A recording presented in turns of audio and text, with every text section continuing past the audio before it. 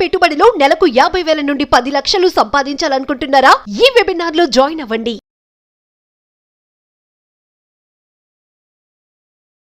నమస్కారం డాక్టర్ శ్రీ ఆచార్య అనంతకృష్ణ స్వామి గారు. నమస్కారం అండి. Thank you so much for the positive vibes. రాగానే అట్లా ఒక్కొక్క పాజిటివ్ వైబ్స్ వస్తూ ఉంటాయి. Thanks a lot. పెట్టుకుని వస్తాను. ఎస్. సో చాలామంది అంటే మనం సబ్జెక్ట్ స్టార్ట్ చేసే ముందు క్లాసెస్ ఎక్కువ మంది అడుగుతున్నారు. ఎప్పుడు ఉండే అవకాశం ఉంది, ఎక్కడెక్కడ ఉండే అవకాశం ఉంది? అలాగే 1 సెప్టెంబర్ వచ్చి వైజాగ్, 8 సెప్టెంబర్ వచ్చి తిరుపతి, 15 సెప్టెంబర్ వచ్చి రాజమండ్రి అండి, 22 సెప్టెంబర్ వచ్చి హైదరాబాద్, 29 సెప్టెంబర్ వచ్చి అనంతపురం అండి, 6 అక్టోబర్ వరకు విజయవాడలో, అలాగే 27 అక్టోబర్ బెంగళూరు.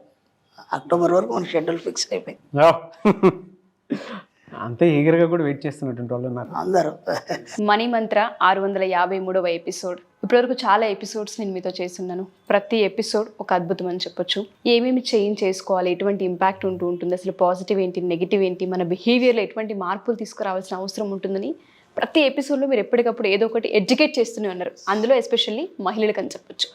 ఈ 653వ ఎపిసోడ్లో ఏం చెప్పబోతూ ఉన్నారు? మరి ఎడ్యుకేట్ అన్నారు కాబట్టి అసలు ఎడ్యుకేట్ అంటే ఏంటి? ఎడ్యుకేట్ అనేది మనకి లాటిన్ నుంచి వచ్చింది. ఎడ్యుకేట్ అంటే ఏంటంటే నిన్ను నువ్వు తెలుసుకోవడం, చదువు కాదు. ఎడ్యుకేట్ అంటే నిన్ను నువ్వు తెలుసుకోవడం. కాబట్టి మనం ఇక్కడ ఏం చెప్తున్నాం అంటే మన మొత్తం సబ్జెక్ట్లో కానీ లేకపోతే వీడియోలో కానీ నిన్ను నువ్వు తెలుసుకోమంటున్నావు. నువ్వు ఎలా ఉండాలి, నీ యాటిట్యూడ్ ఎలా ఉండాలి, నీ యాటిట్యూడ్ నువ్వు ఎలా మార్చుకోవాలి, నీకేమేం కావాలి, నీ మనసు ఏం కోరుకుంటుంది, వాటిని ఎలా పొందాలి, ఇవే కదా మనం చెప్పుకుంటున్నాం. అదే ఎడ్యుకేట్, అంతే. ఎడ్యుకేట్ అంటే మనం ఏదో చదువు డిగ్రీలు అనుకుంటా కాదు. నిన్ను నువ్వు తెలుసుకోవడమే ఎడ్యుకేట్. అర్థమైందా? కాబట్టి నిన్ను నువ్వు తెలుసుకోవడంలో నీకు కావాల్సిన పొందడం ఎలా.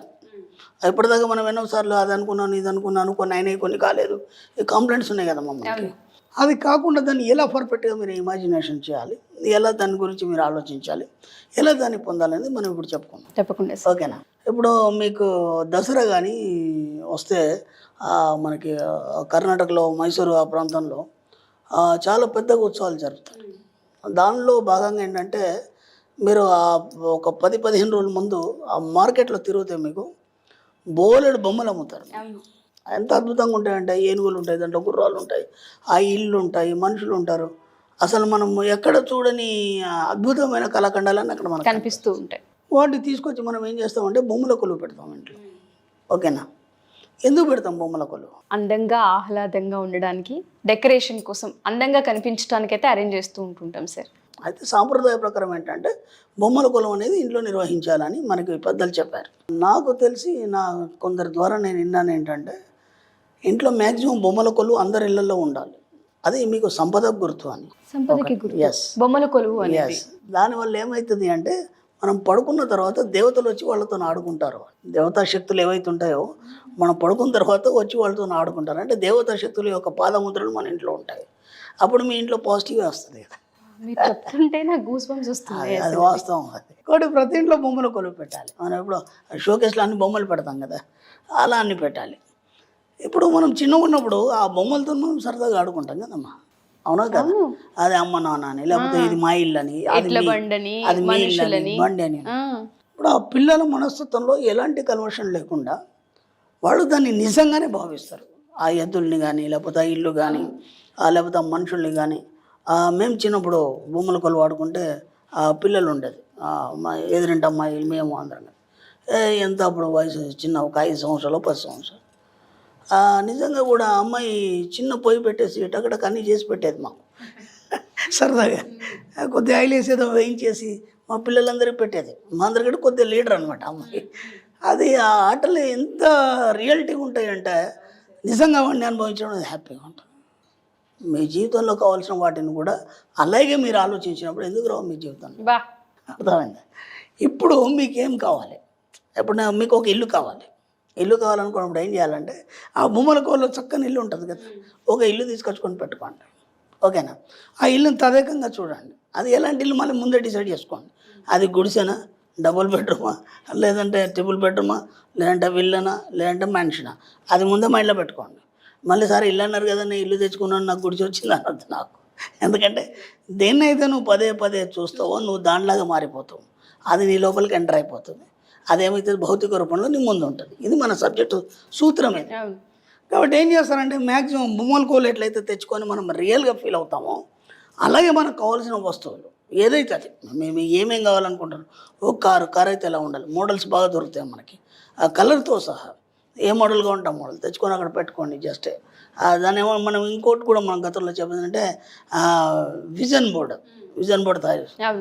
విజన్ బోర్డ్ అనేది అవి పాత పడిపోయింది. ఇప్పుడు మనం ఏం చేస్తాం, రియాలిటీ దొరుకుతున్నాయి మనకి.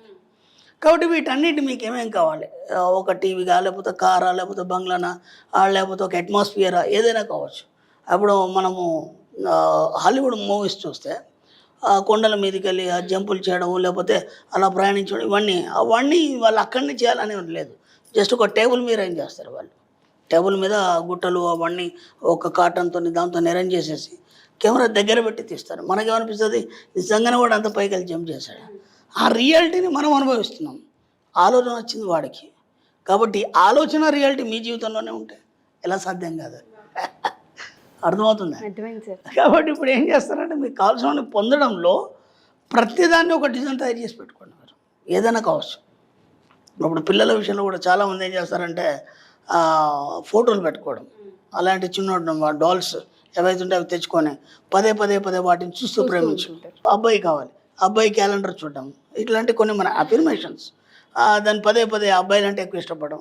సడన్గా అమ్మాయి పుట్టింది, ఇప్పుడు ప్రాబ్లం ఏంటి అంటే అది ఎందుకు జరిగిందంటే వాళ్ళంతా ఊహించిన 99% అబ్బాయి ఊహించిన ఏదో ఒక పాయింట్లో ఆ చుట్టుపక్కల వాళ్ళు మనకి ఇబ్బంది పెడతారు కదా.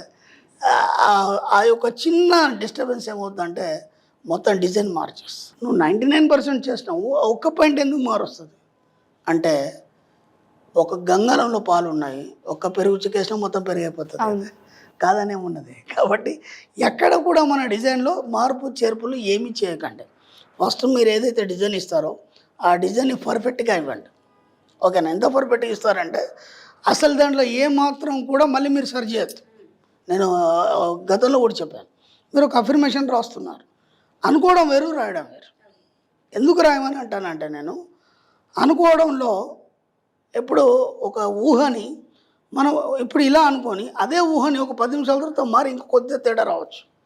ఓకేనా? ఇప్పుడు ఊరి నుంచి మీ నాన్నగారు రేపు వస్తున్నారని మీ అమ్మ చెప్పింది. ఓకేనా? చెప్పిన తర్వాత మళ్ళీ 1 గంట 2 గంటల తర్వాత మీ నాన్న ఫోన్ చేశాడు, ఎల్లుండి వస్తున్నాడు అంటే చెప్పడంలో మారిపోయింది. అది రాయడంలో ఏమవుతుందంటే మీరు రాసేటప్పుడు మీ అఫర్మేషన్ స్పష్టంగా రాయగలుగుతారు. ఏమైనా తప్పు పోతే కనుక అప్పుడే కొట్టేసి మళ్ళీ రాసేస్తారు, ఫైనల్ చేసేస్తారు. ఇక్కడ ఫైనల్ ఏదైతే చేస్తారో అది మాత్రం భౌతిక రూపంలో మీకు అందుతుంది. కాబట్టి మీ అఫర్మేషన్స్ ఏవైనా సరే ఎంత పర్ఫెక్ట్గా అయితే రాస్తారో మీ డిజైన్స్ మోడల్స్ కూడా అలాగే తయారు చేసి పెట్టండి. మీ ఇంట్లో, మీ షోకేస్లో కావచ్చు, మీ టేబుల్ మీద కావచ్చు, మీ బెడ్రూమ్లో కావచ్చు, మీరు తిరిగే డ్రాయింగ్ రూమ్లో కావచ్చు, లేదా ఇంకెక్కడైనా మీ ఆఫీస్ కావచ్చు, మీ ప్రెమిసెస్ కావచ్చు. అవన్నిటిని మీరు యాజ్ ఇట్ కూడా మోడల్స్ని మీరు అంత పర్ఫెక్ట్గా చూసినప్పుడే మీ జీవితంలోకి రావడం జరుగుతుంది. ఎక్కడ కూడా మిస్టేక్ జరగదు. మీకు కావాల్సిన వాడిని పొందడం ఎలా, సింపుల్గా బొమ్మల కోల్ని మైండ్లో పెట్టుకోండి, దాని ప్రకారం వాటిని ఫీల్ అవ్వండి, అదే మీరు అయిపోతారు. Wonderful sir. మీరు చెప్తున్నప్పుడు నాకు నిజంగా ఆ విషయం ఇట్లా కనిపిస్తుంది. బొమ్మల కొలువు మీరు చెప్పిన ఆ ఫార్ములా ఏదైతే ఉందో అద్భుతం. దేవతలే వచ్చి ఆడతారు, ఆ పాదముద్రలు మన ఇంట్లో ఉంటాయి, నా పాజిటివ్ ఎనర్జీ, పాజిటివ్ ఎనర్జీ, ఆ ఎనర్జీ అనేది ఎంత బలాన్ని ఇస్తూ ఉంటుందంటే మనుషులకి. వండర్ఫుల్ నరేషన్ సార్, నాకు బాగా నచ్చింది. దీని మీద ఒక చిన్న స్టోరీ చెప్తాను. ఒక రాజుగారు ఉన్నారు, బయటకు వెళ్ళాడు.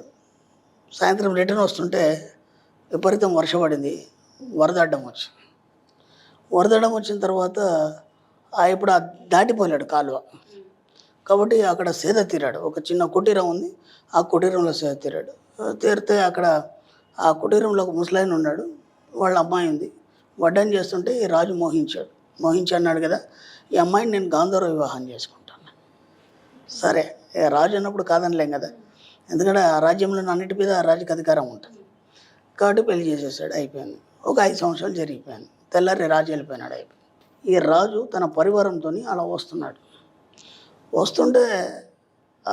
ఇప్పుడు మనకి చీఫ్ మినిస్టర్ వస్తుంటే ముందంతా రోడ్ అంతా ఖాళీ చేస్తారు. అలా భటులు అందరూ వెళ్ళి రోడ్ అంతా క్లీన్ చేస్తుంటే ఒక చిన్న పిల్లాడు ఉన్నాడు, 5 years పిల్లాడు. అక్కడ బొమ్మలతో ఆడుకుంటున్నాడు. బొమ్మల కొలువు కాబట్టి నేను చెప్తున్నాను. ఆడుకుంటుంటే ఈ భటులందరూ అన్నారు, బాబు అవన్నీ అడ్డంగా తీయు, అందులో ఏనుగులు ఉన్నాయి, గుర్రాలు ఉన్నాయి, ఇవన్నీ ఉన్నాయి. అవి తీయండి ఎందుకంటే రాజుగారు వస్తున్నారు ఆ పిల్లాడు నేను తీయను ఇది నా రాజ్యం అన్నాడు 5 సంవత్సరాలే ఉన్నాడు అనగానే వీళ్ళు వాటిని తీయబోయారు చిన్న చిన్న బొమ్మలు కాబట్టి తీయబోతుంటే అప్పుడు ఆ పిల్లాడు అన్నాడు వాటికి ఆజ్ఞాపించండి ఆ గుర్రాలకి ఏనుగులకి ఈ సైన్యాన్ని కొట్టేయండి భయంకరంగా కొట్టేసినాయి సైన్యాన్ని ఆ తర్వాత వీళ్ళందరూ రాజు దగ్గరికి వెళ్ళారు ఏమండి ఇది ఇలా జరిగిందంటే మీకు అసలు బుద్ధి ఉందా చిన్న కుర్రాడేంటి ఇలా జరగడం ఏంటి పోదండి అని చెప్పి రాజు వచ్చాడు రాజు సరే వాడు అలాగే పెట్టుకుని ఆడుకుంటుంటే మళ్ళీ అవన్నీ తీద్దామని చెప్పేసి రాజు తీయబోతుంటే మళ్ళీ ఆజ్ఞాపించాడు వాడు అవన్నీ పైకి వచ్చినాయి ఏమంటే ఆగరా అన్నాడు అసలు ఈ పిల్లాడు ఎవరు ఏంటి వృత్తాంతం అని తెలుసుకుంటే ఆ పిల్లాడు ఎవరో కాదు మొట్టమొదటి ఆంధ్రదేశాన్ని పరిపాలించినటువంటి శాతవాహనుడు బా కాబట్టి ఆ బొమ్మలో కూడా ప్రాణం వచ్చింది కదా ఆ పసి మనసులో మనకు అది బొమ్మన నిజం అనేది వాళ్ళకి ఏం తెలియదు దాన్ని నిజంగా భావించినప్పుడు దేనికైనా ప్రాణం వస్తుంది ఎగ్జాక్ట్లీ నిజంగా భావించినప్పుడు దేనికైనా ప్రాణం వస్తుంది నో వర్డ్స్ సార్ అసలు నిజంగా వండర్ఫుల్ మీకు కావాల్సిన ఎలాగైనా exactly true thank you sir thank you so much thank you అమ్మా సుమన్ టీవీలో మీ పర్సనల్ అండ్ బిజినెస్ ప్రమోషన్స్ కోసం కింది నెంబర్కి కాంటాక్ట్ చేయండి.